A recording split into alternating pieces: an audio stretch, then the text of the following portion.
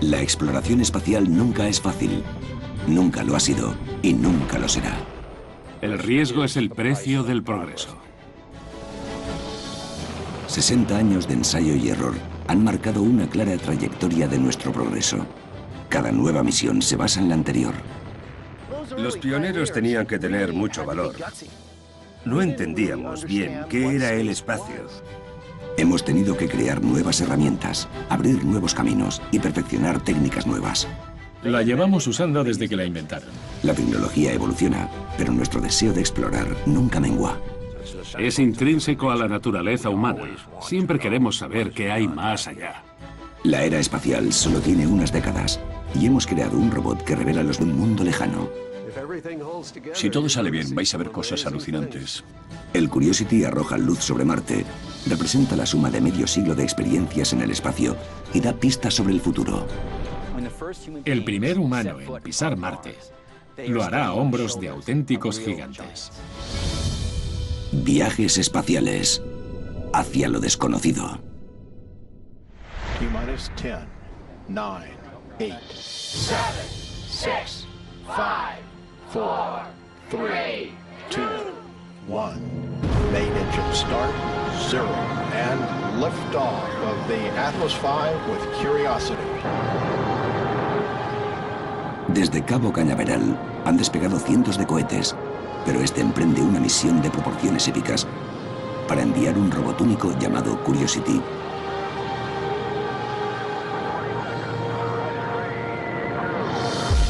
Nueve meses y más de 550 millones de kilómetros después, el Curiosity comienza un aterrizaje a vida o muerte en Marte.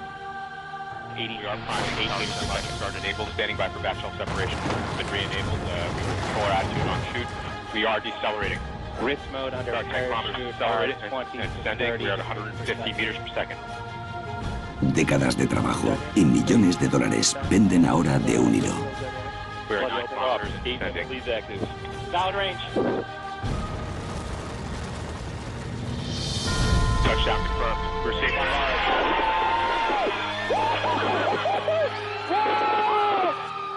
Que Curiosity aterrizase sin problemas es fantástico, mejor de lo que esperaba.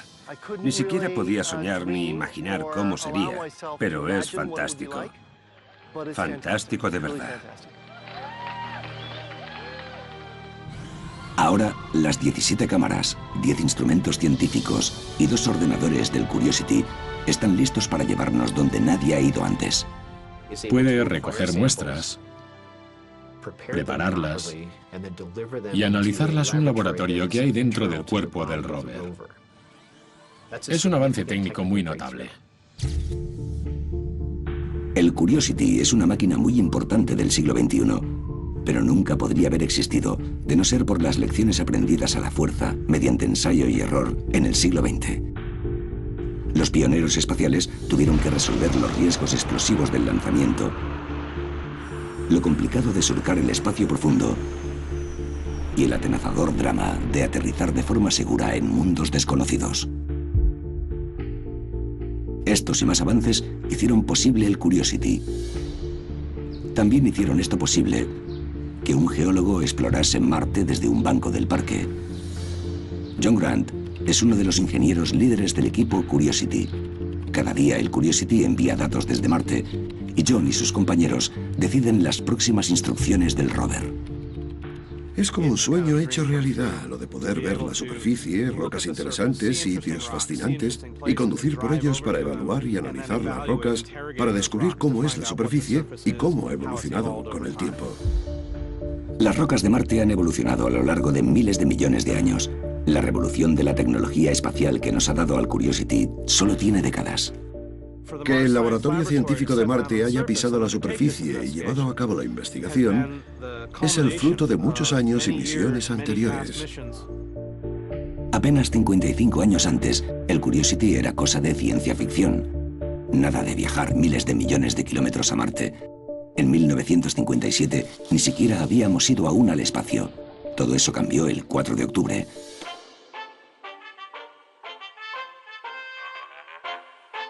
Cuando millones de estadounidenses se pusieron a ver Leave It to Beaver.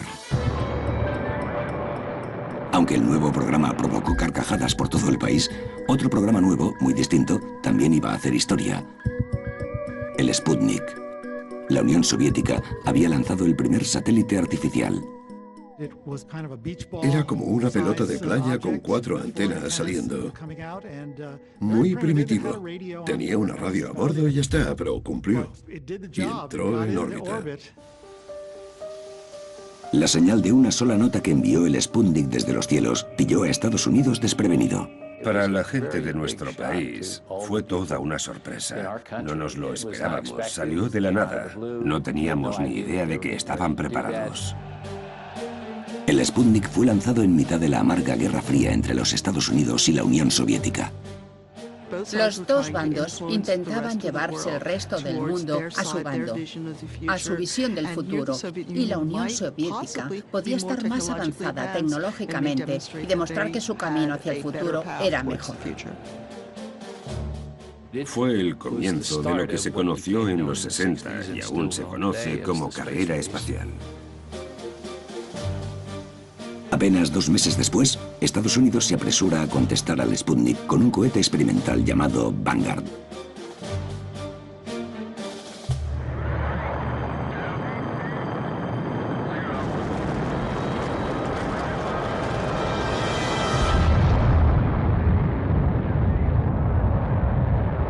Llegó a una altitud exacta de 1,20 m, antes de desaparecer en una bola de fuego. Fue la explosión más bonita del mundo. Y de pequeño igual te ilusionaba que fueran unos fuegos artificiales preciosos, pero no tenía que explotar. El país quedó humillado.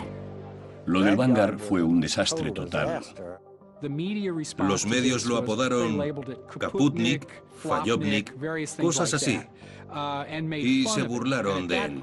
La gente empezó a preocuparse. Para entrar en órbita, los cohetes tienen que acelerar a más de 27.000 km por hora. Y para eso hace falta mucha potencia y sistemas de combustible de alta presión. El talón de Aquiles del Vanguard fue la baja presión, que hizo que los gases calientes de la cámara de combustión entrasen en el tubo de combustible, que prendió y convirtió el tanque de combustible en una bomba. En un instante, el Vanguard nos enseñó una lección fundamental de la ciencia de cohetes. La presión correcta del combustible es fundamental. El reputado ingeniero aeroespacial Wernher von Braun había estado trabajando en un misil distinto, el Júpiter C.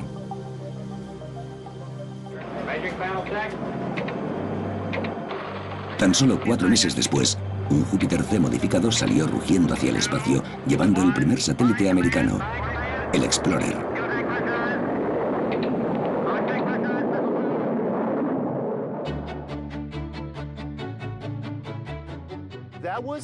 Fue todo un logro y nuestra primera apuesta en el juego de la exploración espacial. Desde el Explorer, Estados Unidos ha puesto miles de satélites en órbita. La mayoría han orbitado la Tierra en silencio, haciendo avanzar la ciencia y la tecnología en todos sus frentes. Pero de vez en cuando han enviado alguno mucho más lejos. El Maven es un nuevo satélite destinado a Marte. La pregunta fundamental que planteamos hoy es si en Marte hubo alguna vez vida o si podría haberla ahora. Mientras el Curiosity recorre Marte en busca de pistas, el Maven observará desde las alturas y con suerte nos ayudará a ver el pasado. No hemos examinado la atmósfera de Marte, pero si la analizamos, podremos hacer simulaciones que, en cierto modo, nos hagan retroceder en el tiempo y ver cuándo Marte pudo haber sido lo bastante cálido y húmedo para albergar océanos en la superficie. Y claro, todo el mundo se pregunta, si hubo agua durante el tiempo suficiente, ¿pudo haber evolucionado vida? La atmósfera marciana solía ser más densa. Algunos dicen que quizás similar a la de la Tierra. Un manto atmosférico protegía la superficie y permitía que el agua fluyese libremente, pero de algún modo el 99% de la atmósfera desapareció y el agua de la superficie se evaporó. Intentamos entender dónde se fueron el agua, el CO2 y la atmósfera.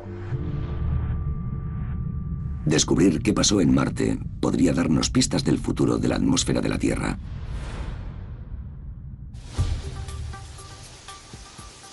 Pero para obtener las respuestas correctas, el MAVEN no puede llevar ni el más mínimo rastro de nuestro planeta. Aquí hacemos los ensamblajes. Nos preocupa mucho llevar contaminantes orgánicos de la Tierra a Marte y fastidiar futuras investigaciones científicas.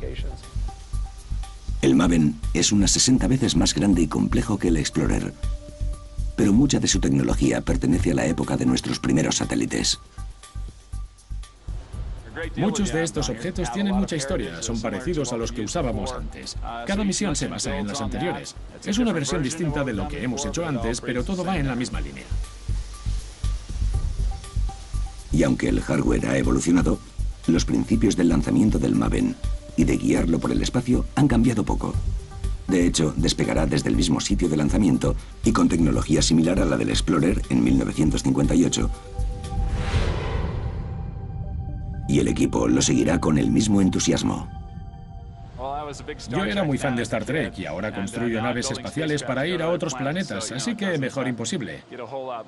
Al menos hasta que podamos subirnos al satélite e ir nosotros también. Ir al espacio en persona es mucho más peligroso que enviar máquinas. Pero en 1958, apenas 9 meses después del Explorer, fuimos un paso más allá. We have one of the most challenging assignments that has ever been given modern man. We will be preparing for the day when manned flight goes into space. La NASA, que en aquel momento era una agencia nueva, llamó a esta tarea monumental Proyecto Mercury. Cuando empezamos Mercury, ni imaginábamos la magnitud del proyecto. Control de misión tuvo que inventar literalmente todo lo que necesitaban para los vuelos espaciales. Fue cuestión de coger el puzzle y montar las piezas. Los primeros lanzamientos no salieron muy bien.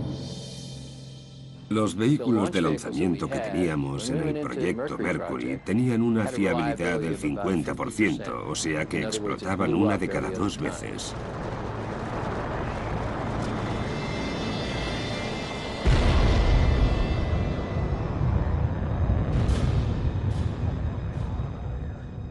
Nos molestaban los medios estadounidenses porque siempre nos agobiaban preguntándonos por qué íbamos con tanto retraso, qué pasaba.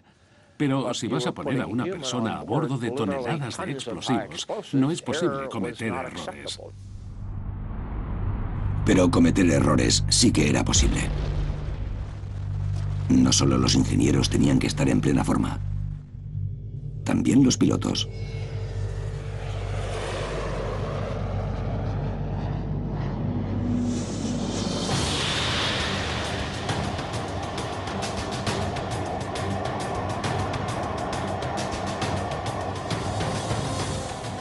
Para subirte a una cosa de estas, tienes que estar al 100% en lo técnico. Y los pilotos de aviones de alto rendimiento tenían esa experiencia. El nuevo trabajo de astronauta tenía riesgos altos y sueldo bajo. Más de 500 pilotos de pruebas militares se apuntaron. El proceso de selección de los astronautas del Mercury fue bastante lioso. Nadie sabía realmente qué era el espacio. Había científicos que especulaban que podíamos esperar ciertas cosas, pero no sabíamos casi nada. La NASA escogió a los 69 mejores aspirantes, que se sometieron a una gran variedad de pruebas físicas y mentales. Las pruebas físicas había que diseñarlas. Tenían ciertas nociones de vuelo a altitud elevada y altas velocidades, y a qué podría someterse el cuerpo en esas situaciones. Por eso hicimos pruebas de fuerza centrífuga y más cosas así. ¿Cómo reaccionarían los humanos a la aceleración, la vibración, las fuerzas atmosféricas y la ingravidez? Algunos dudaron que los astronautas pudiesen resistir las amenazas del viaje espacial. Seguramente el 95% de la comunidad médica pensaba que el ser humano no podía realizar tareas en gravedad cero, que seguramente no podría ver ni pensar y que sufriría varios efectos en el oído interno Para los médicos eran problemas graves y decían que tendríamos serios apuros. Por fin, tras meses de pruebas, el 10 de abril de 1959, un puñado de los mejores hombres se vieron con los medios. These, ladies and gentlemen, are the nation's Mercury astronauts. My feelings are that this whole project with regard to space sort of stands with us now as, if you want to look at it one way, like the Wright brothers stood at Kitty Hawk about 50 years ago. La revista Life tenía un contrato con los astronautas del Mercury y sus familias para publicar artículos biográficos. Por aquel entonces la revista tenía muchísimo éxito. Todos la leían y se podía seguir la vida, trabajo y preparación de los astronautas. Los adoraban mucho. Durante casi 2 años, mientras los 7 del Mercury se preparaban para lo desconocido, todo el mundo siguió sus progresos con una pregunta candente. ¿Quién volaría primero? En enero de 1961, la NASA tanteó a Alan Shepard. Parece que siempre hemos escogido a la persona más adecuada para manejar la palanca y la aceleración y ponerse fuera de peligro. Al Shepard era de esos. Pero los meses de pruebas y preparación le cuestan al programa espacial un tiempo muy valioso.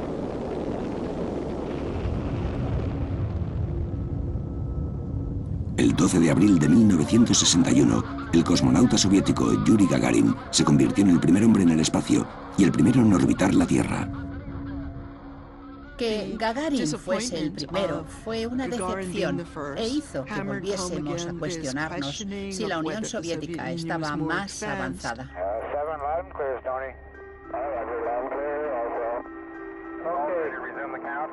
Unas semanas después, Shepard se subió a una pequeña cápsula en lo alto de un cohete cargado de combustible explosivo.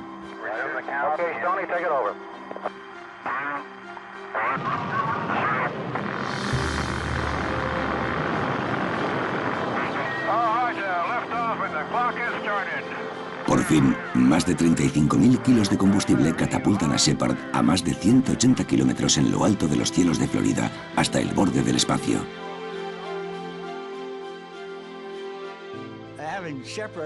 Tener a Shepard en el cohete fue fantástico, pero vaya que sí dio miedo.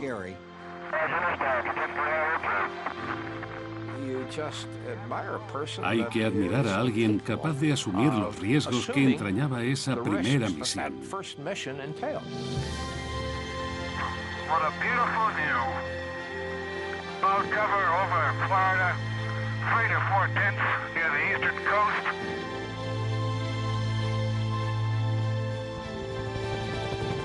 «15 minutos después, Shepard cayó en el Océano Atlántico, convertido en un héroe americano». Fue un día fantástico, porque llevábamos esforzándonos desde hacía 3 años para llegar a ese punto. Y fue extremadamente bien, casi perfecto. Habíamos cruzado la frontera. Habíamos puesto a un hombre en el espacio y lo habíamos traído de vuelta sano y salvo. Fue el principio de un proceso que fue madurando en los años siguientes. El éxito de Shepard potenció la seguridad del país. Pero apenas 20 días después, el presidente Kennedy le planteó un reto inimaginable a la NASA. I believe that this nation should commit itself to achieving the goal before this decade is out of landing a man on the moon and returning him safely to the Earth. El extraordinario comunicado de Kennedy emocionó al público y sorprendió a toda la NASA. Pensé que estaba loco. De verdad que lo pensé. Decir que íbamos a ir a la Luna en ese momento era casi de risa. Yo no me reí porque a los 2 días me tocó el trabajo de hacerlo. Alan Shepard había sido catapultado al espacio y devuelto a la Tierra sin tener que trazar un rumbo. Ir a la Luna requería mucho más control. Llegar a la Luna no es fácil. Es un objetivo móvil que está a 384.000 kilómetros. Nos movemos, giramos, todo se mueve. El programa Ranger fue el primer paso para cumplir el objetivo sin precedentes de Kennedy. Parecía fácil. Solo era enviar una sonda a la Luna que transmitiese fotos a la Tierra y que se estrellase en la superficie lunar. Era razonable pedirlo, pero bastante difícil de conseguir entonces. Nadie tenía ni idea de qué hacía falta y lo investigamos todo. Recuerdo sentarme a dibujar el primer diagrama de bloques de una nave espacial, pero nada de eso se había construido antes. Nos lo inventábamos sobre la marcha. La NASA tenía más que inventar que una nueva nave espacial. Tenía que inventar cómo guiarla hasta la Luna. La solución fue la red del espacio profundo. Se repartieron 3 transceptores por el mundo para que en cualquier momento, por lo menos uno pudiera comunicarse con la Ranger. Pero antes, la Ranger necesitaba cohetes con los que llegar a la Luna. La Ranger 1 y 2 se quedaron cortas. Los cohetes no pudieron propulsarlas más allá de la órbita baja terrestre. La Ranger 3 abandonó la órbita, pero fallos en las señales de los comandos hicieron que fuesen en la dirección equivocada. No alcanzó la Luna por unos 37.000 kilómetros. La cosa no iba muy bien. La navegación es una parte complicada de la exploración planetaria. Recorremos distancias larguísimas y para poder llegar al objetivo hay que poder navegar bien por el sistema solar. La Ranger 4 sí que llegó a la Luna, pero el ordenador de a bordo falló y chocó sin enviar ninguna foto. La Ranger 5 no calculó bien la distancia. Otra vez. Conforme pasaron los meses, la NASA siguió probando, refinando y solucionando problemas. Conforme mejoramos nosotros y nuestra tecnología, igual que la capacidad de calcular la trayectoria basándonos en la navegación por radio, acortamos la zona. Enero de 1964, la Ranger 6. Mientras contemplábamos el ascenso, de repente apareció la telemetría de la nave. ¿Qué narices es eso?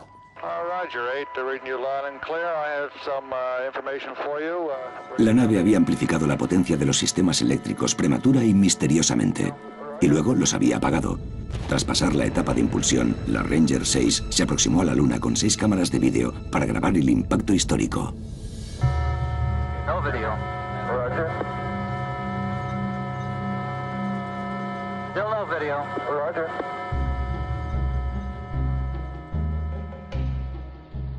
La habitación estaba llena de periodistas que querían ver la Luna de cerca a tiempo real.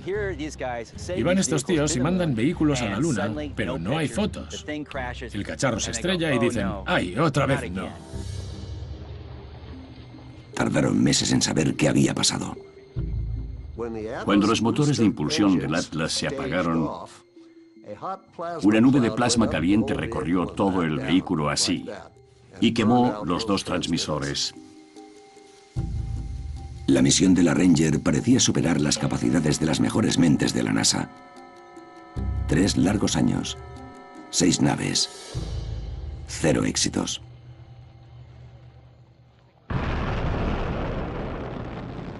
Julio de 1964, la Ranger 7 se lanza bajo una presión tremenda para que triunfe.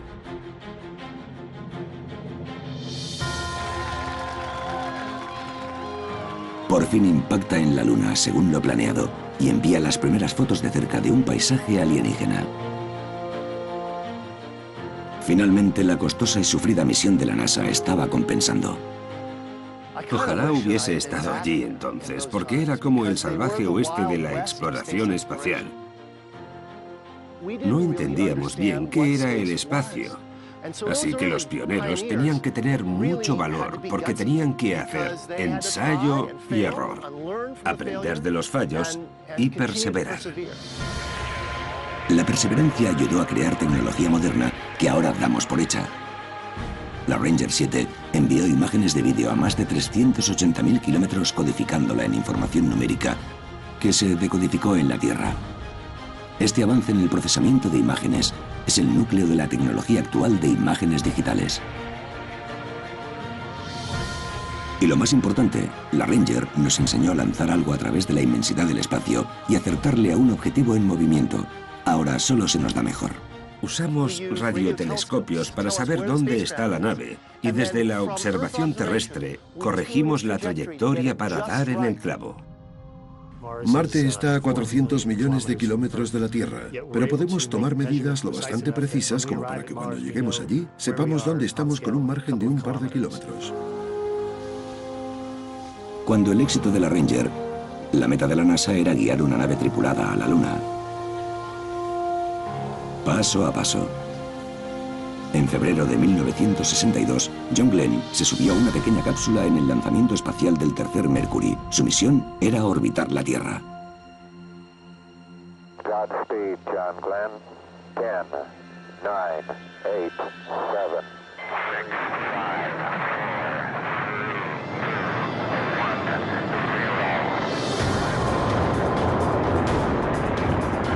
Roger, the clock is operating. We're underway. Todo el mundo estaba contentísimo.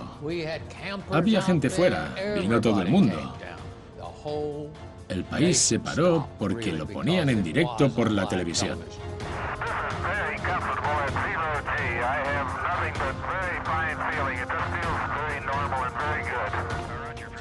Que John Glenn entrase en órbita fue un paso gigantesco hacia lo de llegar a la Luna. Fue muy valiente.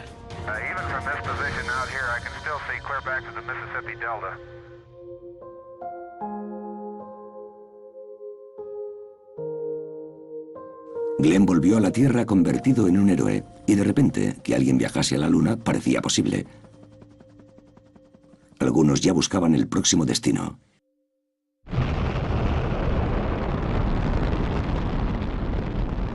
Agosto de 1962. Una nueva sonda, la Mariner 2, se dirige a Venus. Antes de que la Mariner 2 volase a Venus, se especulaba mucho con el planeta. Sabíamos que era más o menos igual de grande que la Tierra, que tenía atmósfera, que estaba más cerca del Sol, pero tampoco tanto. Y muchos creían que seguramente fuera parecido a la Tierra. Igual tenía océanos, agua y hasta vida. La Mariner 2 demostró que podíamos guiar y comunicarnos con una nave espacial a decenas de millones de kilómetros de distancia, pero también acabó con las ideas preconcebidas que teníamos de nuestro vecino planetario más cercano. Se creía que igual Venus estaba millones de años por detrás de la Tierra y que podría albergar dinosaurios, criaturas acuáticas y paisajes tropicales. La primera sonda planetaria acabó con esas ideas.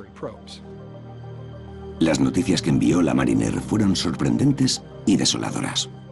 Encontró un entorno hostil, muy cálido. Venus no es un sitio agradable. La superficie de Venus está a una media de 463 grados centígrados. Es un mundo abrasado y sin agua. Para muchos resultó decepcionante, pero la misión fue un éxito. La Mariner 2 tuvo una gran relevancia científica. Nos dio datos que no podíamos conseguir con las observaciones terrestres. Tras las duras revelaciones de la Mariner 2, las esperanzas de encontrar señales de vida en nuestro sistema solar pasaron a depositarse en el planeta con el que todos fantasean. For centuries, science has studied Mars, the only planet where life may exist. Now the screen creates for you the fascinating, frightening spectacle of the first flight to Mars. We have been expecting you. Marte es parecido a la Tierra.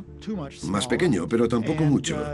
Está más lejos del Sol, pero no tanto como Saturno o Júpiter. Así que muchos creían que quizás pudiese tener vida o albergarla. Solo hay una forma de averiguarlo. En 1964, la Mariner 4 despegó hacia Marte. Un vuelo turístico de 225 millones de kilómetros para una nave espacial equipada con sensores de campo, detectores de partículas y una cámara.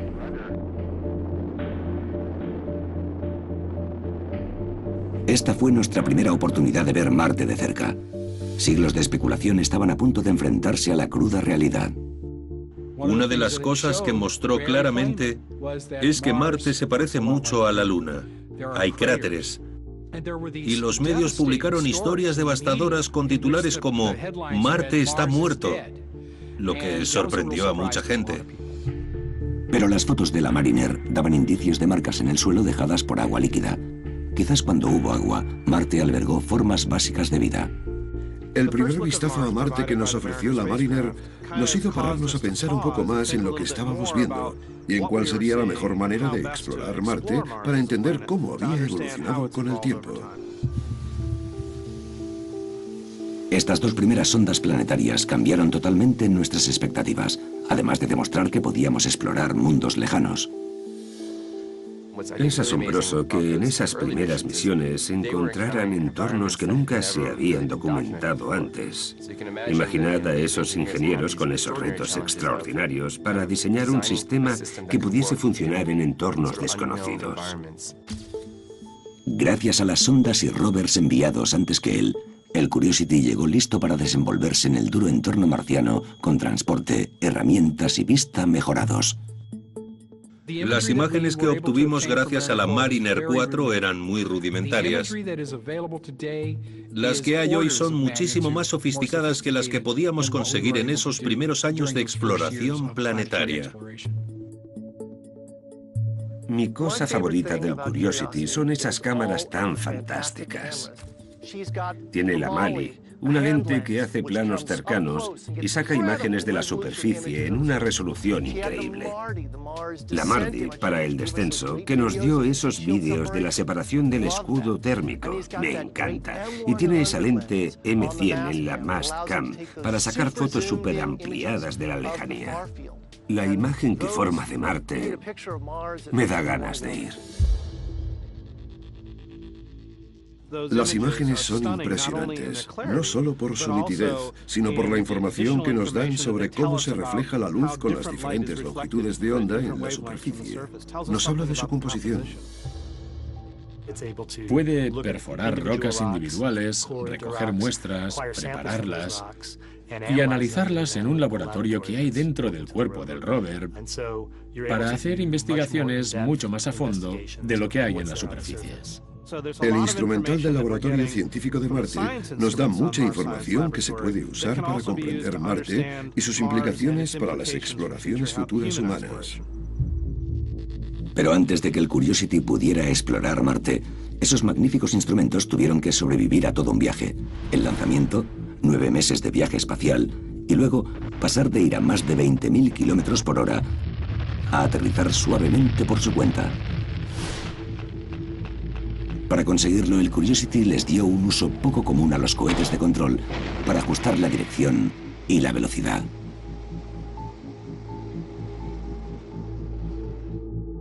El Curiosity usó un diseño totalmente nuevo. Era una especie de sistema de aterrizaje de helicóptero para cohetes. El diseño le da la vuelta literalmente a la lógica de aterrizaje convencional. En vez de ir encima de los propulsores como las anteriores misiones, el Curiosity colgaba por debajo, con su destino pendiendo de un hilo. La idea de invertirlo y que los cohetes estuviesen arriba y el objeto pesado abajo hace que sea mucho más estable. Tiene sentido.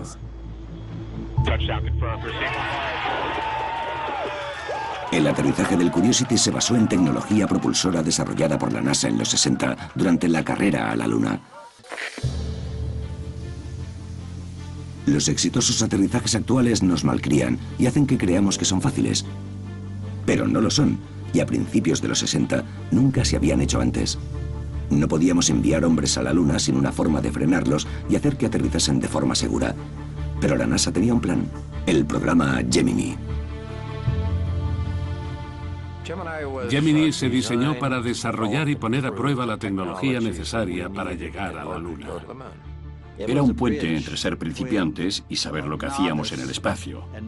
Teníamos una reentrada guiada, teníamos células de combustible y había que hacer EVA, actividad extravehicular, etcétera, etcétera, etcétera.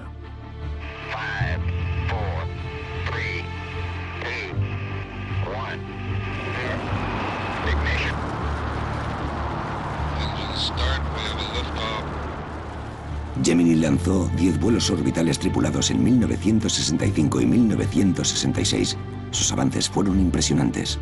Una de las grandes misiones del programa Gemini fue, además de maniobrar en el espacio, encontrarse allí.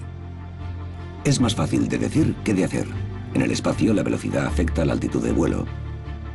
Bienvenidos a la mecánica orbital. Muchas de las técnicas que usábamos en formación de vuelo en aviones de combate no eran aplicables a esto. Si quieres encontrarte con una nave espacial en órbita, pones el vehículo que vas a lanzar en una órbita más baja, por lo que el periodo de órbita es mucho más corto, y con el tiempo empieza a alcanzar la otra nave en la órbita superior. Es muy fácil de decir, pero muy difícil de hacer.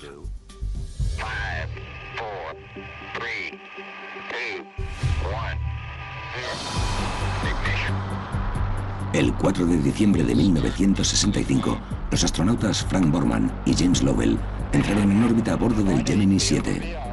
11 días después, Wally Schirra y Tom Stafford lo siguieron en el Gemini 6. Su misión era encontrarse en el espacio.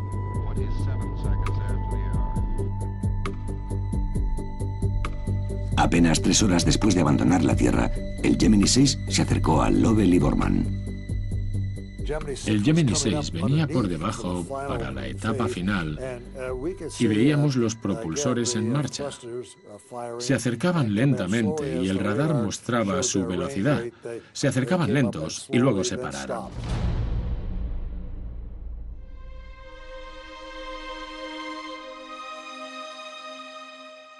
Volamos en formación un par de horas para ver cómo de fácil era reunirnos, separarnos, girarnos y cosas así.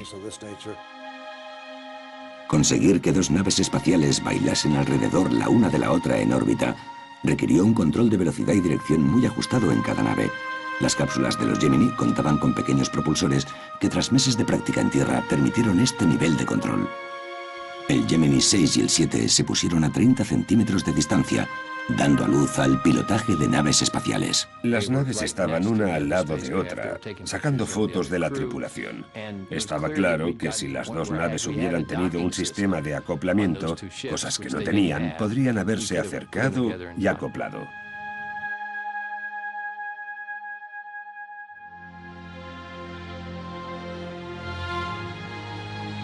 El encuentro fue un éxito, pero Borman y Lovell aún tenían otra tarea: sobrevivir 2 semanas en órbita, 6 días más que nadie antes. Por aquel entonces, había muchos médicos que decían que nadie podía estar en gravedad cero 2 semanas. No había antecedentes de seres humanos que hubieran estado 14 días en ese entorno. Resultó que la ingravidez no era el problema principal. Estar apretujados en una cápsula diminuta durante días fue mucho peor. La cápsula Gemini era muy pequeña y estrecha, como un Volkswagen escarabajo, aunque como no pesas no tienes la misma sensación que cuando estás sentado mucho tiempo en un avión, pero por lo demás no te puedes mover mucho. Discutieron, debatieron con control de misión en Houston sobre si podían quitarse los trajes espaciales y flotar en ropa interior. Al final la NASA vio que seguramente fuera inteligente. Lovell lo describió perfectamente. Fue como estar 14 días en un vestuario de hombres. Un encuentro exitoso y 2 semanas en órbita hicieron que Borman y Lovell triunfaran, aunque andar les resultase algo incómodo tras tanto tiempo en gravedad cero. Salió exactamente como habían pensado y funcionó justo como lo planeamos. Borman y Lovell demostraron que habíamos dominado el control orbital y los vuelos espaciales de larga duración, habilidades que necesitaríamos para llegar a la Luna. Pero había otro enorme reto en el camino: el acoplamiento.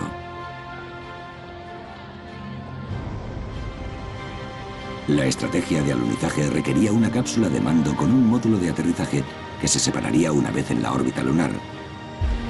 2 tripulantes llevarían el módulo de aterrizaje a la superficie y un tercer astronauta permanecería en órbita. Para volver, el equipo de aterrizaje se reacoplaría a la nave en órbita para emprender el largo viaje de vuelta. En teoría funcionaba, pero ¿funcionaría en el espacio? La misión del Gemini 8 de marzo de 1966 es acoplarse con un aparato llamado Agena, puesto en órbita a propósito para el ejercicio. La maniobra operacional necesaria para juntar dos vehículos y aceptarlos para hacer la transferencia de tripulantes no era cosa fácil. El Agena, sin tripulantes, despegó primero. El Gemini 8 lo siguió hasta la órbita. El comandante de la misión era el piloto de la Marina y veterano de la Guerra de Corea, Neil Armstrong, acompañado por el piloto de pruebas de las Fuerzas Aéreas, David Scott. Fue el primer vuelo espacial para ambos. Neil Armstrong y Dave Scott. Los dos eran pilotos de pruebas. Y en mi opinión estaban muy bien preparados para la misión.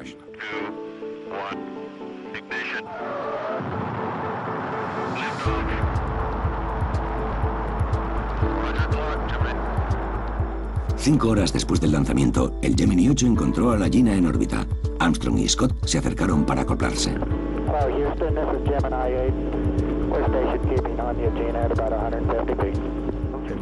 Hizo falta mucha precisión, mucho ordenador en tierra y muchas reglas de cálculo a bordo de la nave por si no salía bien.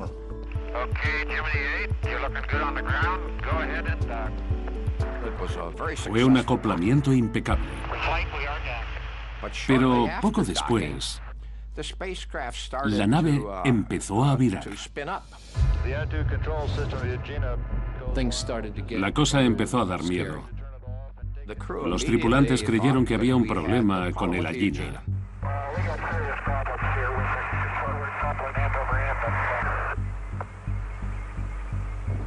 Las dos naves daban vueltas juntas en un giro letal cada vez más rápido. Por desgracia, en control de misión no sabíamos qué pasaba, porque fue en una parte de la red donde teníamos muy poca comunicación con el equipo.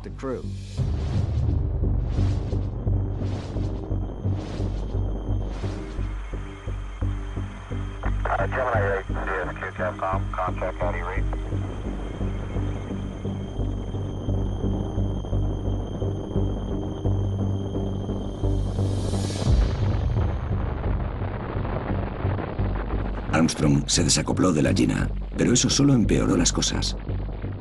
El giro aceleró.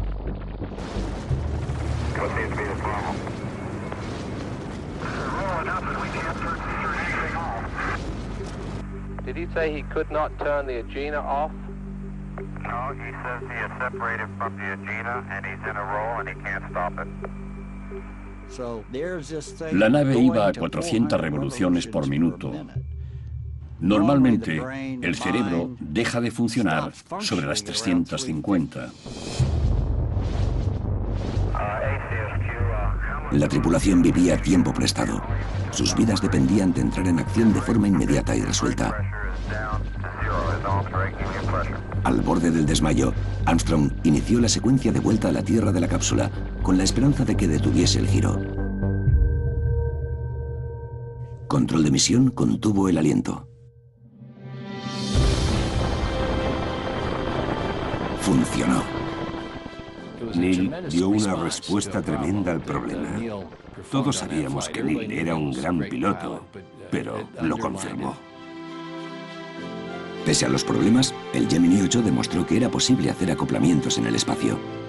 La calma de Neil Armstrong durante la crisis lo puso entre los finalistas para estar al mando del primer alunizaje. Era bueno de narices. Tuvimos mucha suerte de contar con Neil Armstrong.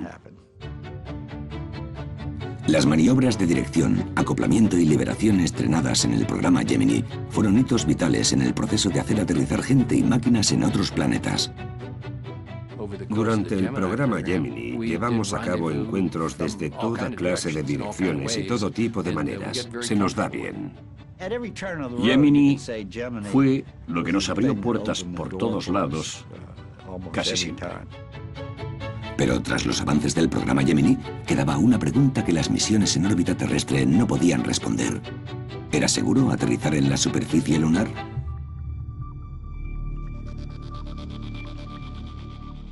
El programa Surveyor se creó por la necesidad de saber más de la superficie lunar. Había un científico que creía que el polvo lunar era tan denso por los eones de acumulación sin actividad significativa que se tragaría toda nave que aterrizase allí. ¿Aguantaría la nave o se hundiría? La NASA envió la Surveyor para resolver la duda. Tenía que aterrizar con suavidad y de forma autónoma. La Surveyor necesitaba un sistema de control de lazo cerrado con radar para saber a qué altura estaba y a qué velocidad descendía. Tiene que ser un radar que dé una señal con la que controlar los motores del cohete. Tras varias pruebas y un perfeccionamiento intensivo, el sistema de cohetes y su sistema de absorción del impacto al aterrizar estaban listos para el despegue. El 30 de mayo de 1966, la Surveyor salió de la Tierra. El equipo del Laboratorio de Propulsión a Chorro siguió su viaje de 3 días a la Luna. Tras el viaje de 384.400 kilómetros, el momento de la verdad le llegó a la Surveyor.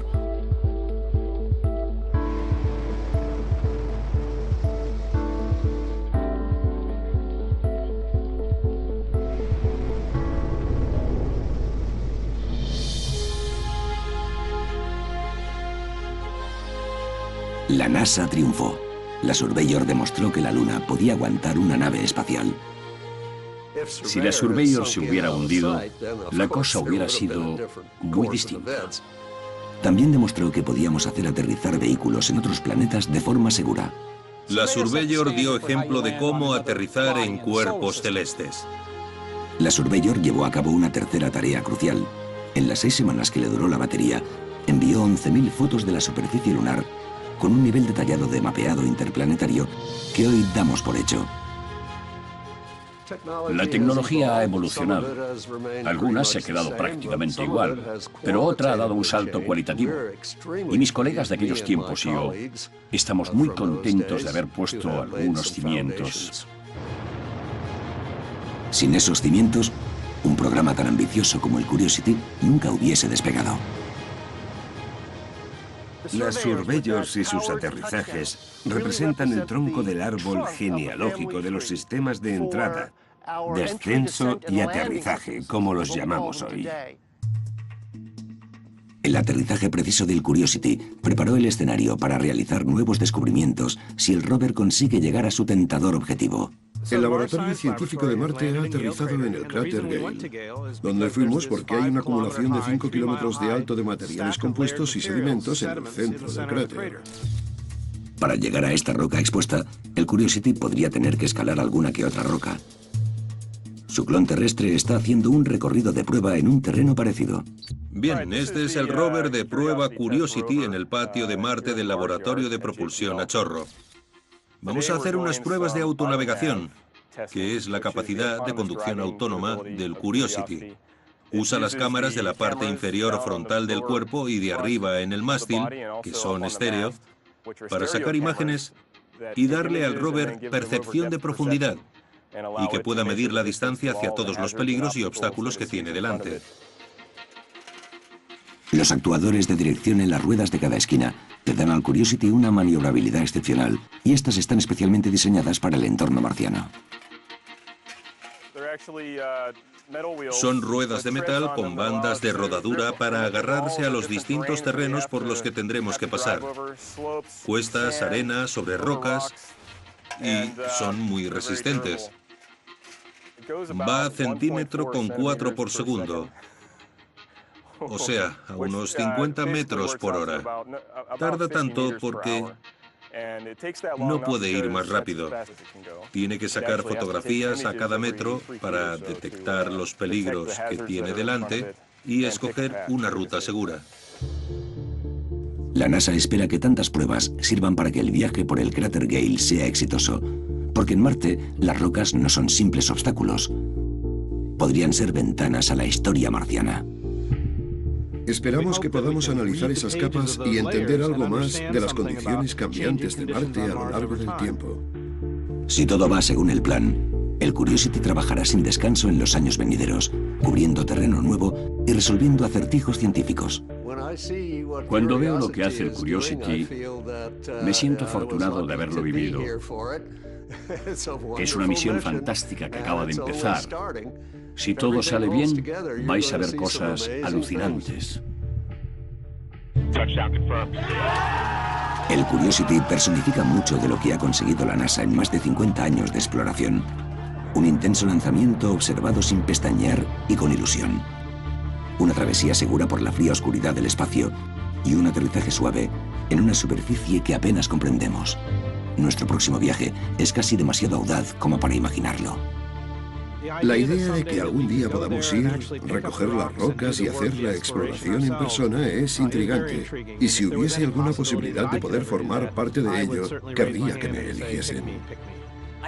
No me cabe duda de que cuando el primer humano pise Marte, sabrá lo suficiente de la historia de cómo llegó allí para apreciar lo mucho que costó y que lo hará a hombros de auténticos gigantes.